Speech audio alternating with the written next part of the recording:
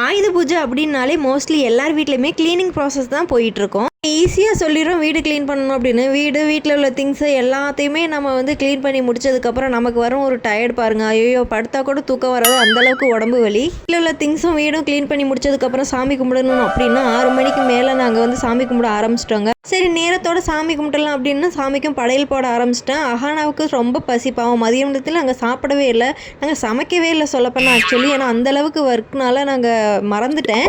சீக்கிரமாகவே சாமி கும்பிட்டுட்டு பாப்பாவுக்கு சாப்பாடு கொடுத்துடலாம் அப்படின்னு சொல்லிட்டு சாமிக்கெல்லாம் பூ வச்சுட்டு இருக்கும்போது அண்ணாவோட அப்பா பூ வாங்கிட்டு வந்திருந்தாங்க. சாமிக்கு வைக்கும் பார்த்தா லோட்டஸ், ஆஹா தாமரை பூ, நம்ம சரஸ்வதிக்கு ஏற்றதே தாமரை தானே அப்படின்னு சொல்லிட்டு நானும் அதை ரொம்ப ஹாப்பியாக சாமிக்கு வச்சுட்டு தீப தூபம்லாம் காட்ட ஆரம்பிச்சிட்டேன். எல்லாமே திருப்திகரமாக சாமிக்கு படையலுக்கு எல்லாமே தீபம்லாம் காட்டிட்டு நேரடியாக நிலவாசல் போயிட்டு நிலக்கதவுக்கெல்லாம் நான் தீப தூபம்லாம் காட்ட ஆரம்பிச்சிட்டேன்.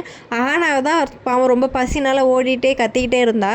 ஸோ சீக்கிரமாக சாமி கும்பிட்டுட்டு பாப்பாவுக்கு சாப்பாடு கொடுத்துடலாம் அப்படின்னு சொல்லிட்டு நான் மெயினாக வீட்டில் இருக்கிற ஆயுதம் இரும்பு சம்மந்தப்பட்ட பொருளுக்கு தானே நம்ம வந்து அதிகமாக சாமி கும்பிடுவோம். ஸோ எல்லாத்துக்குமே ஆராதனைலாம் காட்டிட்டு ஃபைனலாக சாமியை கும்பிட்டு முடிச்சாச்சு.